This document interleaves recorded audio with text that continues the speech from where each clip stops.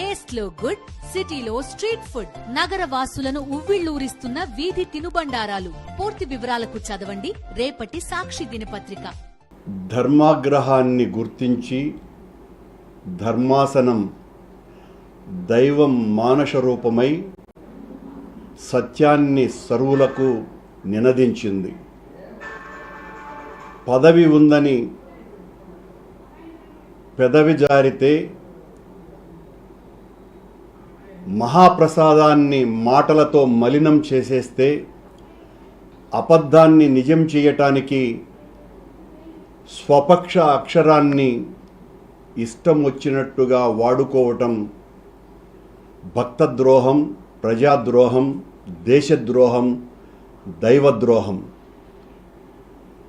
మనుషుల్ని మోసం చేయవచ్చు, మానవాతీతుణ్ణి మోసం చేయగలమా? ఆయన మహాప్రసాదానికే మాలిన్యం అంటగడితే భస్మం చేయకుండా సత్యాన్ని సర్వులకు చాటి చెప్పినాడు.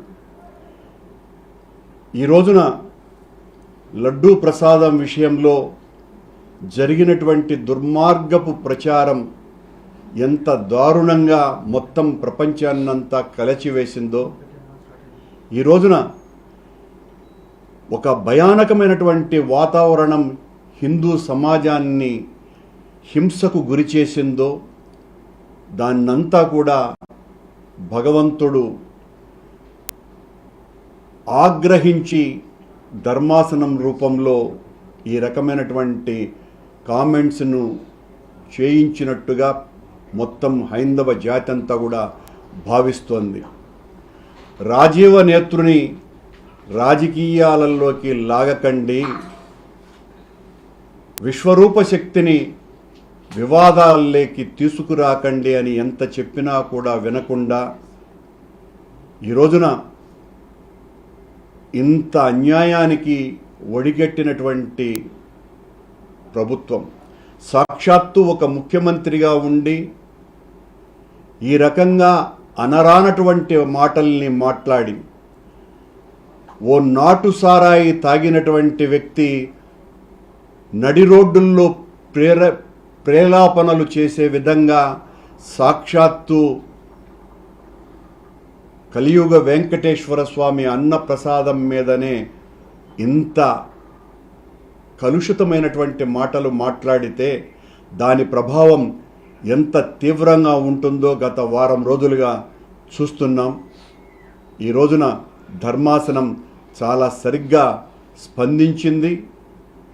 వాస్తవాలు ఏంటి అన్నది బయటికి రావాల్సినటువంటి అవసరం ఉన్నది. ఒక ముఖ్యమంత్రి స్థాయిలో ఉండి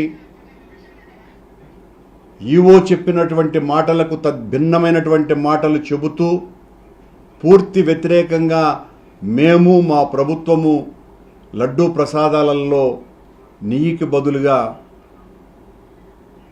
జంతువుల కొవ్వును వాడాము అనే ప్రకటన చేసిన తర్వాత ఆయన నియమించినటువంటి సిట్ ద్వారా వచ్చేటువంటి నివేదిక ఏ రకంగా ఉంటుంది?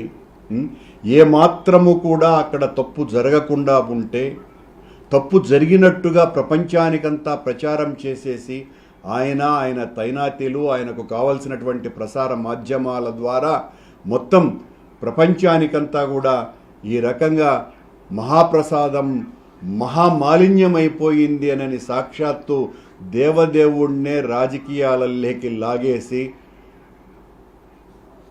వేల సంవత్సరాల చరిత్ర కలిగినటువంటి వెంకటేశ్వర స్వామి ఆలయ ప్రతిష్టకు భంగం కలిగించటం ద్వారా మనం అనేటువంటి మాటల ద్వారా అవతలి పక్షానికి జరిగేటువంటి నష్టం కంటే కూడా మన దేవాలయానికి, మన స్వామికి, మన స్వామి ప్రతిష్టకి, మన స్వామి యొక్క చరిత్రకి, ఆధ్యాత్మిక శక్తికి నష్టం కలుగుతోంది అన్నటువంటి ఇంగితం లేకుండా ఒక సాక్షాత్తు ఒక ముఖ్యమంత్రి, ఆయనకు సంబంధించినటువంటి మంత్రులు, ఉప ముఖ్యమంత్రి ఈ రకంగా మాట్లాడడాన్ని ఈ రోజున మొత్తం హైందవ జాతి అంతా కూడా ఏవగించుకుంటోంది, చీత్కరించుకుంటోంది, చీదరిస్తోంది, అసహ్యించుకుంటోంది. అన్ని వాస్తవాలు బయటికి వస్తాయి అని మా పరిపూర్ణమైనటువంటి విశ్వాసం. మేము మొదటి నుంచి చెప్తున్నాం, సత్యం మా వైపునుంది, సత్యం మా వైపున నిలుస్తుంది, సత్యం కోసమని ఎంతకైనా పోరాడతాం, మేము తప్పు చేస్తే ఏ శిక్షకైనా భరించటానికి సిద్ధంగా ఉన్నాం, మేము ఏ తప్పు చేయలేదు, తప్పు చేసిన వాళ్లను భగవంతుడా శిక్షించమని ఆ రాజీవ నేత్రుని రాజకీయాలలోకి ఇకనైనా లాగకండి అని విజ్ఞప్తి చేస్తున్నా. అంటే ఒక రాజ్యాంగబద్ధమైన పదవిలో ఉన్నటువంటి వ్యక్తి ఇలాంటి అనుచిత వ్యాఖ్యలు చేయకూడదంటే ఈరోజు సుప్రీంకోర్టే ఈరోజు మందలించడం దీన్ని ఏ విధంగా చూడాలి? ఆ విషయాన్ని నేను ప్రస్తావించింది. రాజ్యాంగ పదవిలో ఉన్నటువంటి వ్యక్తి తనే ఇంత పచ్చి అబద్ధాలు చెప్పటం అన్నది, ఏ రకమైనటువంటి విచారణ చేయించకుండా, ఆ విచారణ నివేదికలు రాకుండా, ఎఫ్ఐఆర్ నమోదు చేయకుండా, ఆయనే ముందే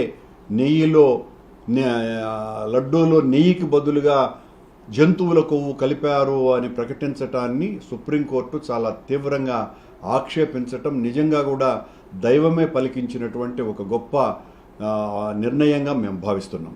ఈరోజు సుప్రీంకోర్టు చేసినటువంటి వ్యాఖ్యలు యావత్ దేశవ్యాప్తంగా ఉన్నటువంటి హిందువులంతా కూడా చాలా పెద్ద ఎత్తున స్వాగతిస్తూ ఉన్నారు. మీరు ఏ విధంగా చూడగలుగుతారు? నిజం నిగ్గుదేసి నిలుస్తుంది, నిజం ఎప్పటికీ గెలుస్తుంది. తప్పు చేయనటువంటి వాళ్ళు ధైర్యంగా నిలబడతారు. తప్పు చేయలేదు కాబట్టే మేమంత ధైర్యంగా ప్రమాణాలు చేయటానికి కూడా సిద్ధపడి ప్రమాణాలు చేసినాం. అబద్ధం తొందరగా బయటికి వస్తుంది. అబద్ధాన్ని నిజం చేయటానికి చంద్రబాబు లాంటి వ్యక్తులు ఎంతకైనా కూడా దిగజారి తమ ప్రసార మాధ్యమాల ద్వారా ప్రజల్ని ఒప్పించేటువంటి ప్రయత్నం చేస్తారు. ఎంత చేసినా కూడా నిజం బయటికి రాకుండా పోదు. అదే ఇప్పుడు వస్తోంది.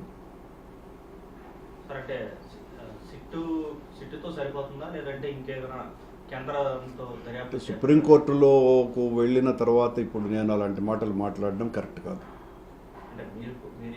మేము డిమాండ్ చేసింది సుప్రీంకోర్టులోకి వెళ్ళిన తర్వాత, అత్యున్నత ధర్మాసనంలోకి వెళ్ళిన తర్వాత వారు ఏ నిర్ణయం తీసుకున్నా అది శిరోధార్యమే తప్ప ఇక మా మాటలకి, మా నిర్ణయాలకి, మా డిమాండ్లకి కాలం చెల్లుతుంది.